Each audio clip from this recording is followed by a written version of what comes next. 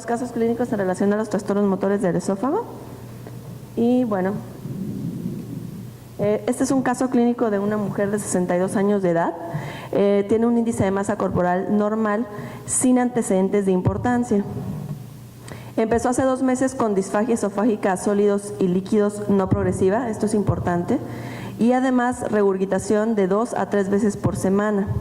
Se asoció dolor torácico y sobre todo se exacerbaba con la ingesta de bebidas calientes.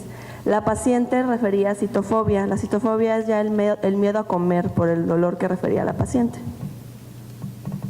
Y bueno, entre las banderas rojas que tenemos que tomar en cuenta, aparte de que ya estamos identificando una, la paciente niega pérdida de peso o sangrado de tubo digestivo alto, no tuvo melena la paciente tampoco, anemia dentro de sus exámenes de laboratorio. Entonces, bueno, dentro de las preguntas que tenemos en este caso es ¿cómo iniciaríamos el abordaje en esta paciente? No sé si alguno de los expertos quisiera contestar alguna de las preguntas y también el auditorio vamos a ir poniendo para que puedan ir votando.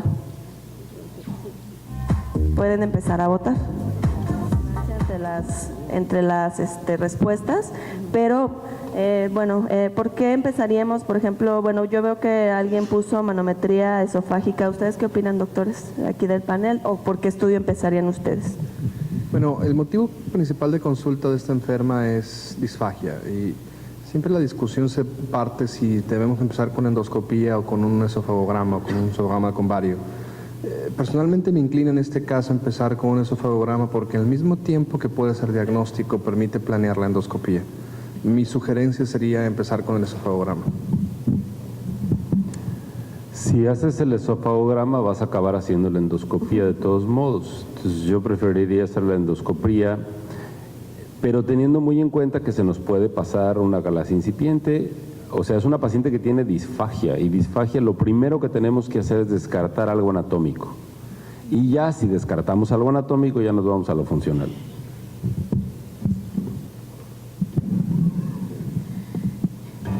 En lo personal, en los pacientes con disfagia, de primera intención sería también el esofagograma.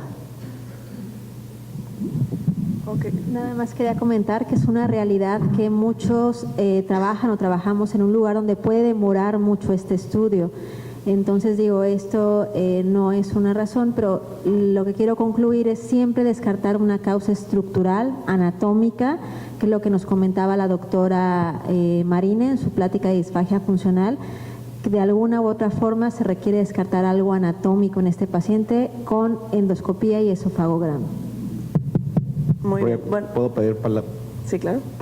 Yo creo que estoy de acuerdo con Miguel Morales porque, digo, es una paciente que tiene disfagia. Per se, en esa edad ya es un dato de alarma. Entonces, hacer una situación de una esofagografía, pues es mejor ir directamente a la endoscopía para descartar una situación orgánica.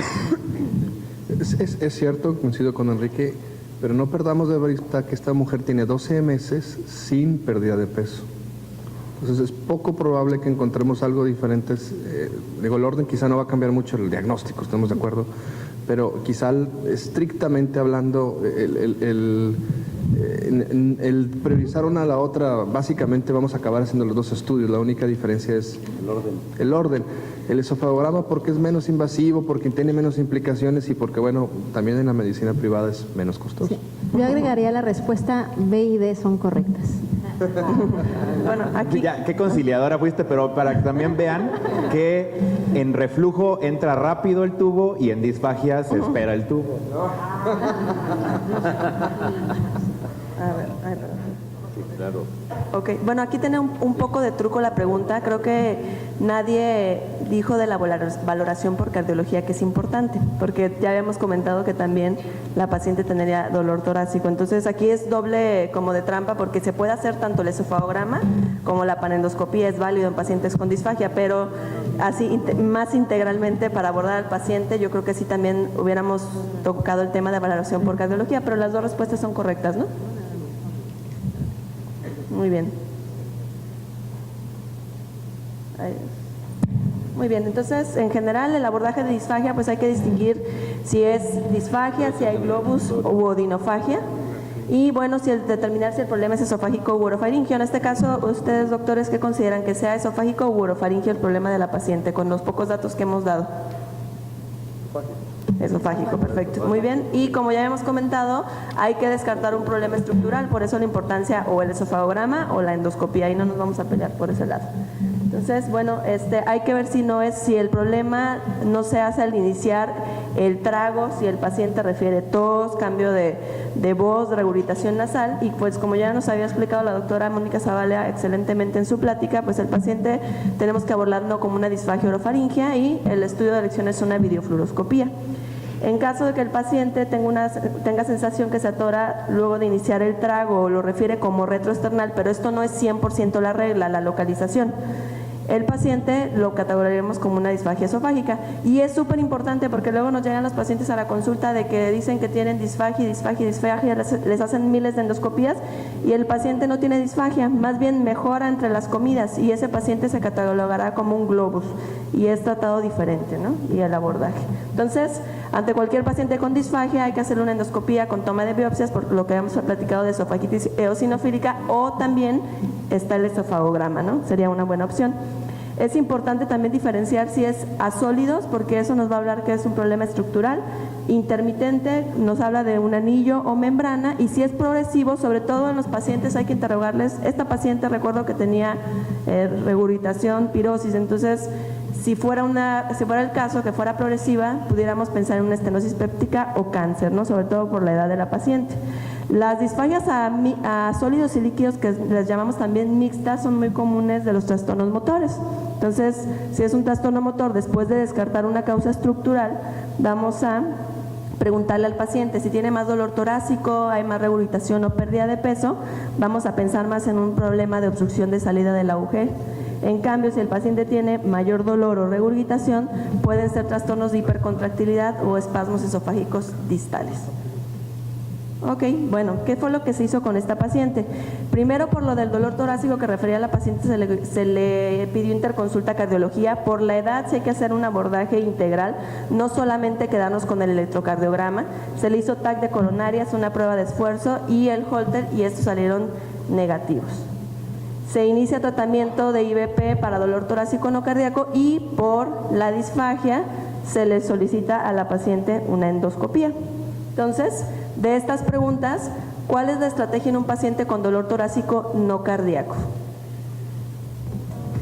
Vamos a votar. Está bueno.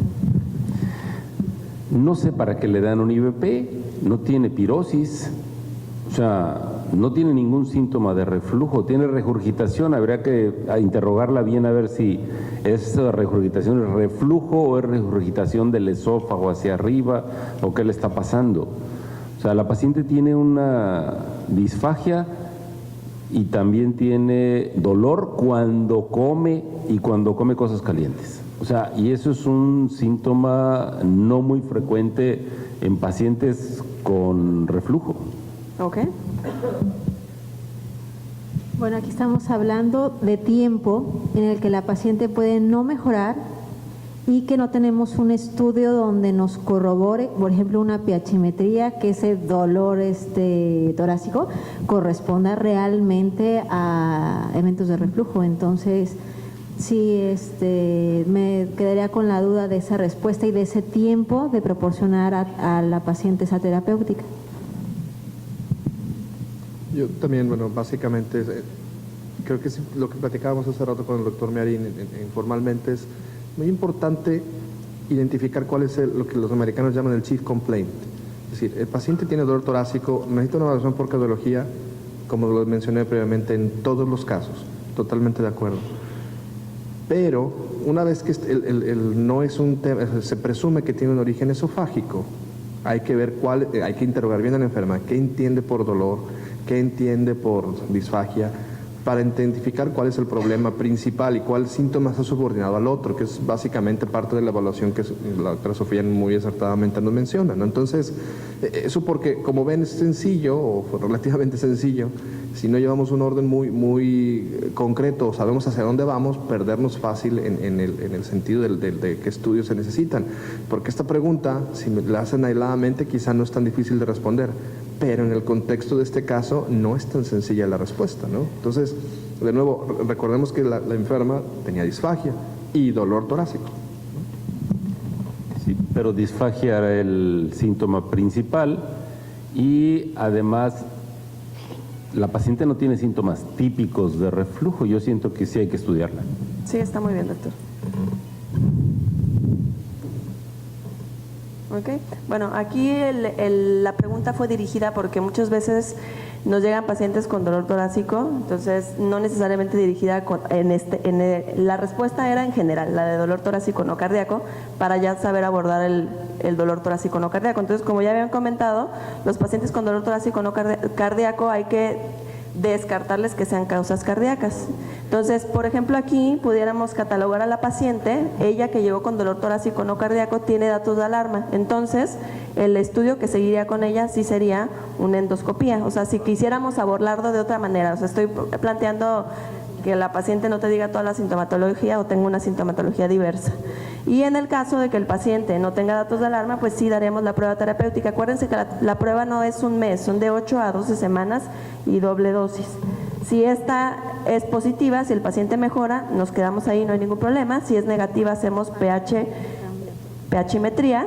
¿Y por qué? Porque el 42% de los pacientes presentan enfermedad por reflujo. Y también esófago hipersensible en un 37%. Y posteriormente, si todo sale negativo, ahora sí haremos una manometría porque el 7% de los pacientes nada más van a tener alteraciones de la manometría en relación al dolor torácico no cardíaco. Muy bien, entonces el doctor Enrique Cos nos prestó estas imágenes porque es su paciente y me gustaría si pudieran opinar los expertos, que todos son endoscopistas en la mesa, qué es lo que ven en estas imágenes de endoscopía. Pues, en afán de no hacer mucha polémica, la imagen sugiere un esófago en tirabuzón. No es un hallazgo específico, no es diagnóstico, pero es muy bonito encontrarlo cuando lo ves. Claro. Se ve como un sacacorchos, vaya. Es que la luz esofágica va torciéndose.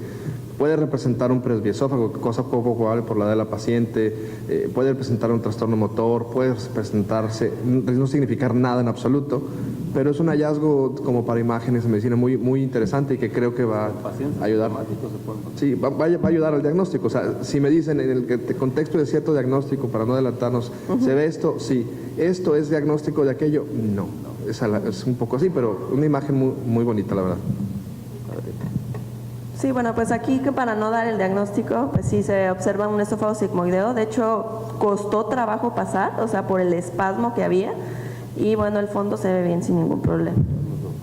Y bueno, entonces ahora sí, ¿cuál podría ser el hallazgo más común en el esofagograma de Vario? Dependiendo esa imagen que vimos en la endoscopía. Esa ya se las casi dijeron, entonces vamos a votar. Eso todo lo tienen que tener bien en la imagen, ¿verdad? Entonces, aquí tenemos la imagen del esofagograma de Vario del paciente. Y pues sí, es una imagen en tirabuzón, en sacacorchos también se le llama, aperlado también. No es patognomónico del probable trastorno motor que estamos pensando. Puede verse en otros trastornos, pero nos hace pensar más en el diagnóstico que seguramente los expertos ya deben de tener en mente. Sí, pero es una imagen fantástica en todo el sentido. Encontrarte uno de estos es muy divertido. Porque tú no eres el paciente. Es muy raro encontrarse esa imagen, o sea, hay pocos casos reportados. Y bueno, entonces como sospechamos obviamente en un trastorno motor de este paciente, se le hizo una manometría de alta resolución. Estos son los valores que siempre nos tienen que reportar en las manometrías de alta resolución. La presión media del esfínter esofágico superior está normal, lo normal es de 30 a 130, estaba en 81. La presión media del esfínter esofágico inferior en 12, de 10 a 45 lo normal. La amplitud estaba en 238, lo normal es arriba de 30. Para cuestiones de manometría de alta resolución no se utiliza tanto, se utiliza el DCI, que es la integral de la distal contráctil, y esta nos mide el vigor contráctil, o sea, la presión, la contracción. Estaba en 4.642. Aquí debemos ir haciendo diagnósticos diferenciales, por ejemplo, de trastornos hipertensivos que ya habían explicado el doctor, como el Jackhammer, que está normal, y el IRP, que es la integral de la presión de relajación, está en 14.2, normal, lo normal es abajo de 15. Y bueno, lo que sí llama la atención, aquí la descripción, es que el paciente presentaba ondas prematuras en el 50%. Las ondas prematuras no son normales cuando son arriba o mayor de 2. Entonces, ¿ese cómo lo vamos a medir? Por la latencia distal, ahorita la vamos a explicar. Entonces, bueno, aquí tenemos esta es la topografía del caso de la pacientita, en donde la latencia distal se mide desde la relajación relajación del esfínter esofágico superior, desde la deglución, hasta el punto de desaceleración contráctil. En ocasiones el punto de desaceleración contráctil es difícil de medir, y lo que podemos hacer es de la UGE 3 centímetros arriba, se va a hacer esa medición. Lo normal de la latencia distal es que esté arriba, mayor a 4.5 segundos. ¿Esto qué es lo que traduce? La latencia distal lo que traduce es el periodo quiescente o de reposo, donde hay aumento del óxido nítrico. Entonces ya podemos ir pensando qué patología es que tiene alteraciones del óxido nítrico. Y acá podemos ver que en el segundo trazo la latencia distal se encuentra dentro de un parámetro normal. Aquí tenemos un trago. Dijimos que si tenemos 2 tragos mayores con una latencia distal menor a 4.5, hacemos el diagnóstico.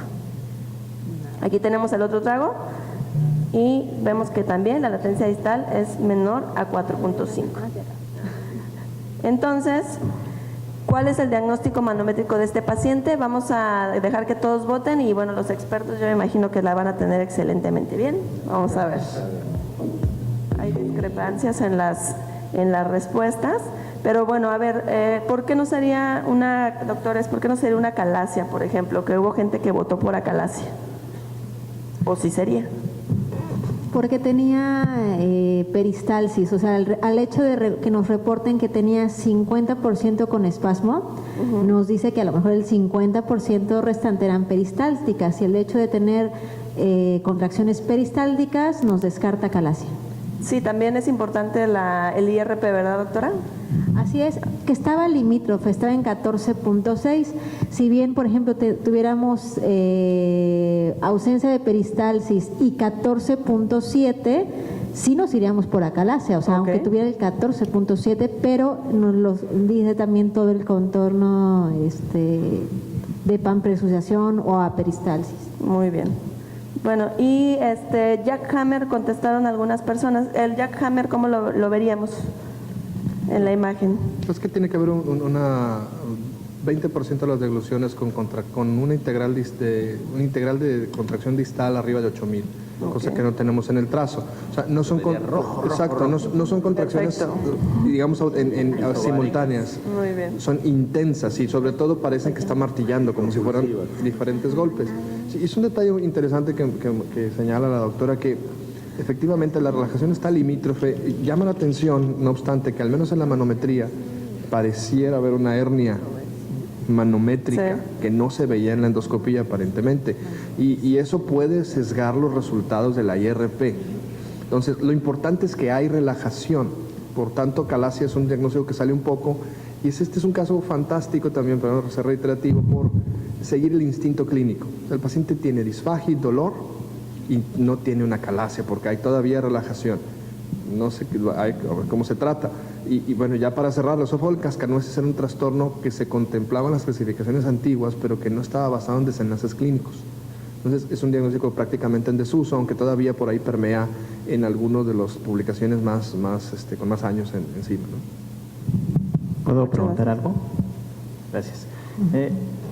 ¿Qué opinión o qué evidencia hay? Es un espasmo esofágico y se dice que algunos de estos pacientes podrían con los años evolucionar a acalasia, como lo hacen los pacientes con obstrucción al tracto de salida.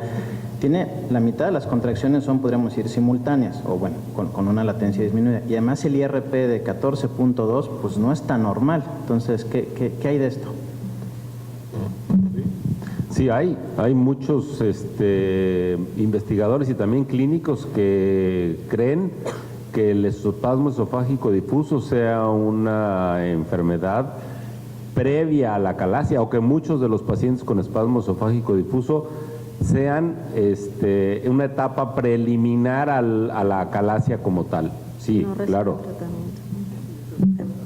Así fue descrito en la serie original de la descripción de la latencia, ¿no? Eran pacientes con acalasia y con espasmo en ese grupo, y por eso se determinó que la latencia era un parámetro anormal, ¿no? Y se tomó como marcador subrogado del espasmo. Pero sí, esa observación viene desde la descripción en 2008, 2009, por ahí. No sé.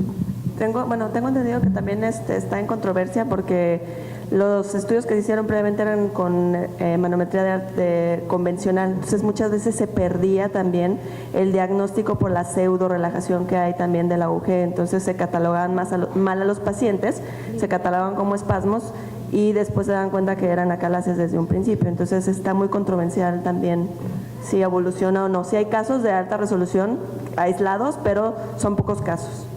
Entonces, bueno, ya para terminar, el espasmo esofágico distal, que es la definición, actualmente ya se le dice distal porque antes se le decía difuso, pero ya se sabe que nada más afecta a las porciones distales del esófago.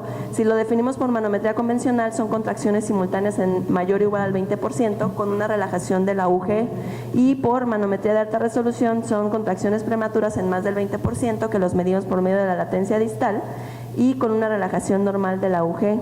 Fíjense cómo su incidencia es tan baja, de 0.2 a 100,000, por eso estamos emocionados con el caso, porque es súper raro encontrarlo. Y la prevalencia va aumentando, depende de la sintomatología del paciente. El paciente, si tiene dolor torácico, la prevalencia aumenta de 0.6 a 2.8, pero más con disfagia de 3.3 a 5.3. Si combinamos los dos síntomas, la prevalencia aumenta de más del 4 al 4.5%. Y bueno, aquí están los ejemplos de una contracción prematura en estos pacientes. Es lo que hemos comentado de una latencia distal disminuida, que es menos de 4.5. Ya no por manometría de alta resolución no se utilizan las contracciones rápidas. Entonces, este paciente del lado derecho no se catalogaría como un paciente que tuviera espasmo esofágico distal. Sin embargo, si tiene una contracción prematura, que es una latencia distal alterada, y una contracción rápida, sí se va a catalogar como una contracción rápida prematura en pacientes con espasmo esofágico distal. Y bueno, existen las pruebas provocativas que ya las habían explicado. Muchas veces el paciente no lo cachamos en el día que hacemos el estudio, o sea, el estudio de manometría puede durar de 10 a 15 minutos y el paciente no tener sintomatología en ese momento. Pero si tenemos la sospecha alta, lo que podemos hacer es que simplemente le podamos dar pan al paciente y provocar ese espasmo esofágico. Aquí fue una deglución con líquido en este paciente y se le dio pan, y vean cómo la latencia distal se disminuyó a menos de 2.8 y aumentó el DCI. Y bueno, lo que habíamos comentado, que el gold standard es el diagnóstico manométrico. Ese es un ejemplo de que muchas veces, si el paciente continuara, si ya tiene una manometría convencional y continuara con disfagia y se catalogó al paciente como un espasmo esofágico distal, probablemente el paciente pudiera tener una acalasia si es que no mejora, porque muchas veces se puede dar esta imagen que observamos aquí, esta pseudo relajación de la unión esófago-gástrica, y el paciente tener una acalasia. En este caso tiene una acalasia tipo 2 y es por el acortamiento esofágico. Y ya la última preguntita.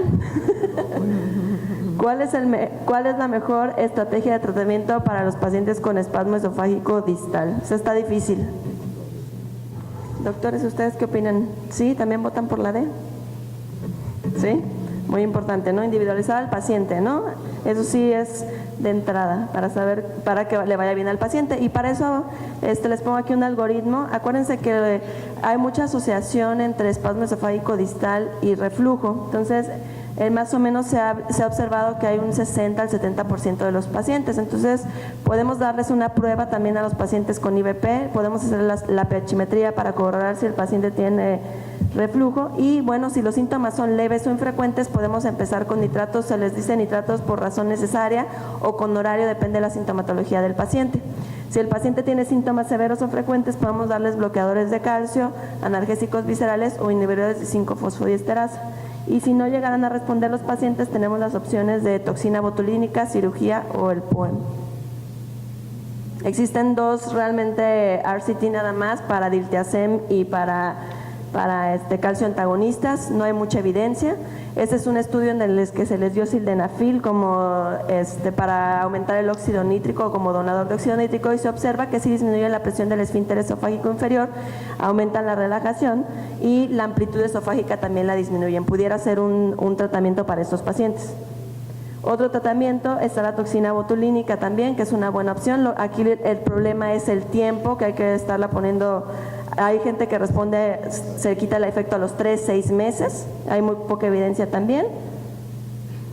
Y bueno, ya para terminar, el paciente se continuó con el IVP a doble dosis por 8 semanas, se le dio no hubo mejoría, se le dio el tadalafil, mejoró la disfagia del dolor torácico. Sin embargo, acuérdense que todos estos medicamentos tienen efectos adversos y el paciente lo que principalmente refirió fue cefalea e hipotensión.